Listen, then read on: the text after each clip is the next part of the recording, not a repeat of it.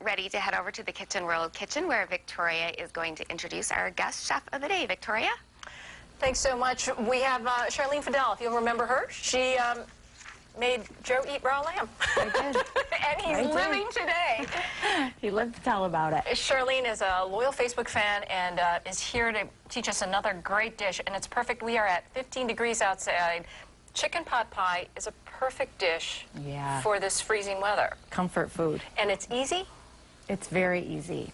It's very easy. People don't realize you don't always have to buy the banquet one. You can make your own at home. And you can figure out what's inside, so it's a little bit healthier. Yeah, exactly. And you can change it up. I'm making it the regular way, so it's not quite as healthy, but you can change it up and make it healthy. There's a lot of ways to do that, and I can tell you different tips on how to do that, too. But today I was just feeling comfort and warmth and yumminess. When anybody hears it, the people in the studio were just saying, oh, that's perfect today. What are some of the ingredients that folks need to get together to make the chicken pot pie? Well, it's simple. You just need chicken breast, potatoes, some frozen mixed vegetables, and really some pie crust. You can buy pre-made pie crust, or you can make your own. We were just talking about that. The last time I made a homemade pie crust was in home ec in high school. I don't even want to tell you how many years ago that was.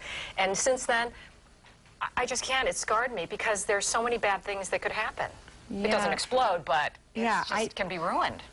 Fortunately, I've got my mother's gift of warm hands, and I can make pie crust in a flash, but I know so many people have such trouble with it.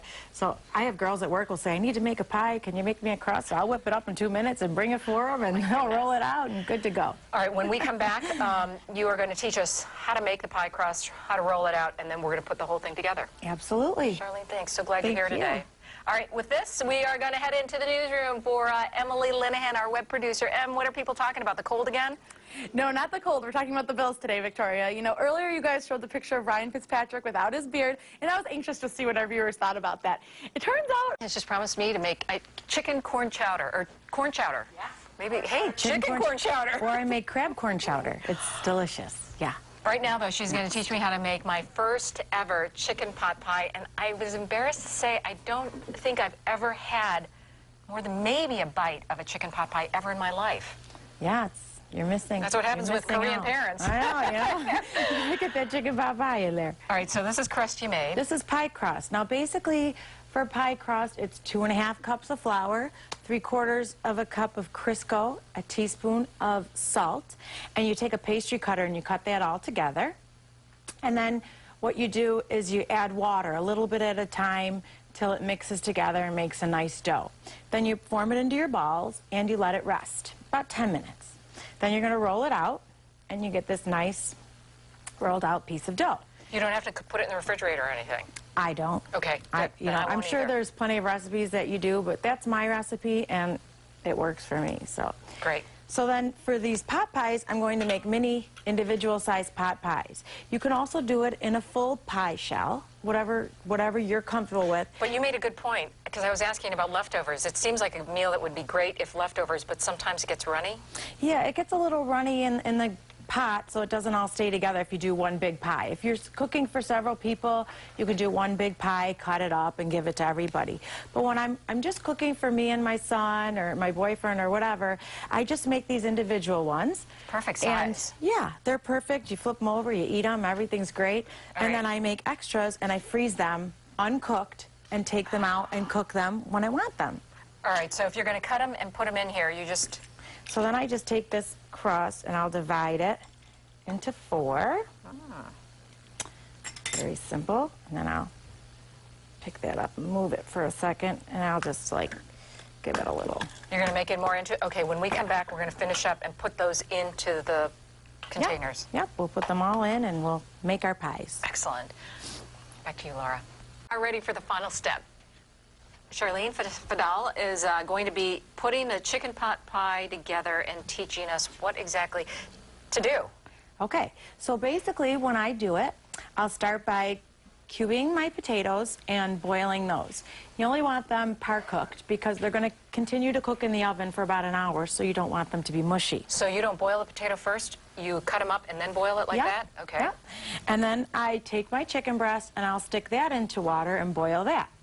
When the chicken breast is done, you have chicken stock in your pot.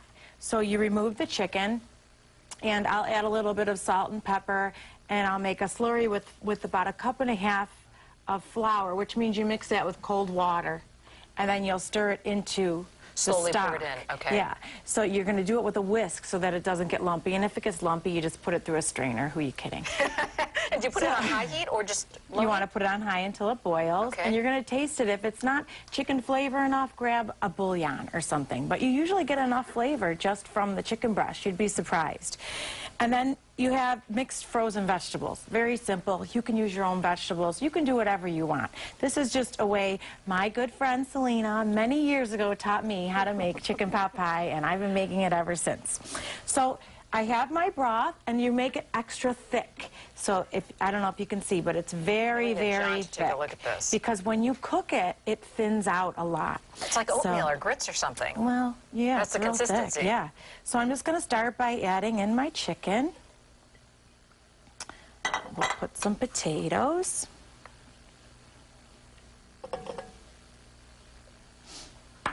And the veggies. And you don't have, oh, it's still frozen veggies you put in there? Yeah, it doesn't matter. You don't have to put those kind of the mixed if you don't Yeah, want. you can do whatever you want. Beans. I just spotted them. They're like enemies to me. They are. Someone Yeah. on TV said that yesterday. That they don't like it? I Yeah. remember as a kid, my mother would use the bag of frozen vegetables like that, and I would try to pick it out, but we were made to eat them. That's funny. Yeah. Yeah, Not really. I don't think about it. Yeah, but you can. I mean, I always favor corn, so sometimes I put extra corn. Ah, there you go. So you can do whatever you want. So then So you are we mix on a it heat up. right now? No. Nope, we're not on heat because we're going to put this right into our pie. Wow. So that's it. So it's So all mixed easy. together. It's so easy. And we just think that you have to buy it, and you don't. So I'll there you bring go. it over. And we're going to hang on to it because we want to fill them up nice and good because they Do they shrink? They shrink. You know, they'll cook down a bit. So we'll give it a nice full one. There you go. Okay. That's good. And like I said, you can make them ahead of time. You're going to freeze them uncooked, wrap them up real good, and then when you take them out, you're going to put them at 425 for probably the full hour when they're frozen. When they're not frozen, I start at 425 for 15 minutes, and then I drop it down to 350. So we're just going to take the other crust.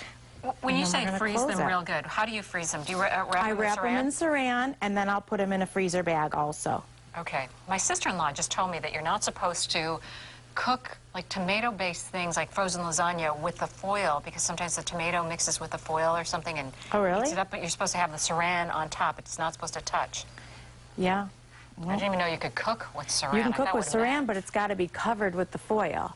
The On foil top has to of the cover the saran. saran. The saran has to be completely covered when it's in the oven, and then it produces an awesome steam. I make ribs like that, I didn't think of that. the ribs you can cook for hours, and it's just delicious. So when you're done covering these, now my mother, we had 8 children.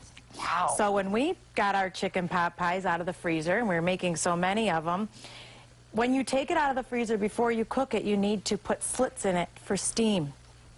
So my mother always had us put our initials in. Ah. So we'll put a nice V in here for Victoria, Nobody touch. and no one gets to touch it. And I'll just put a few extra ones. So you obviously need to put some air holes in it to aerate it. And then we'll put this next one on. Okay, before we do that, through the magic of television, can we show Let's folks? show you what it looks like all done. How long again? If it's fresh, not frozen? Fresh, it was 15 minutes at 425, and then I did it at 375 for the rest of the hour. This is kind of hot, but I'm brave. So you just put it on your plate, flip it over, take the top off, and go ahead, dig in, because you've never had it. So here, we'll give that to you. I always eat them hot too, don't I?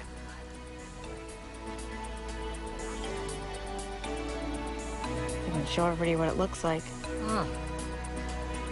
Delicious. That's been cooling for 20 minutes, and it's still that hot. That's why. But see how nice that looks? Now I have 2. Now I'm you gonna have eat that 2. one too. Yeah, yeah. When we come back, Charlene has an excellent second helpings. That's going to be in our segment after. Right now, we're going to take a break. When we come back, Amelia is going to be telling us when it's going to warm up.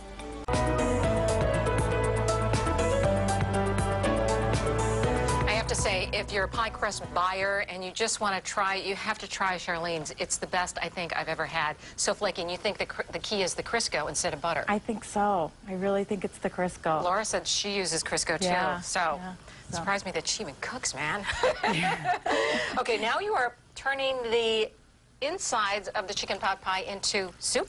Yes, chicken pot pie soup. I made it over the summer. I had made some chicken pot pie, and I had all this extra stuff, and I told my son, I'm like, what am I supposed to do with the inside? He goes, well, freeze it, and you can make soup later. I'm like, what? He's like, yep. So all I do is I thin it out with some chicken broth, some, you know, pre-made chicken broth. You might need to add a little bit of salt, but you get it thinned out with the chicken broth, and you make it into a soup. And then, you know, you get it all warmed up, and once it's warm, make some biscuits, some fresh buttermilk biscuits. You made those just from scratch?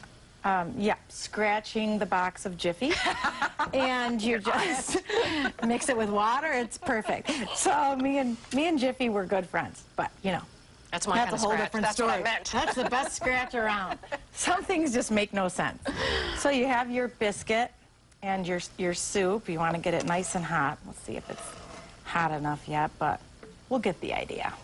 Let's see what it And looks just like. pour it over. Let's tell folks, too, your son, biscuit. the reason why you ask for his advice is because he's a chef. Yes, he's a chef, and he went to the Culinary Institute of America, and he's a chef now at Panos on Elmwood.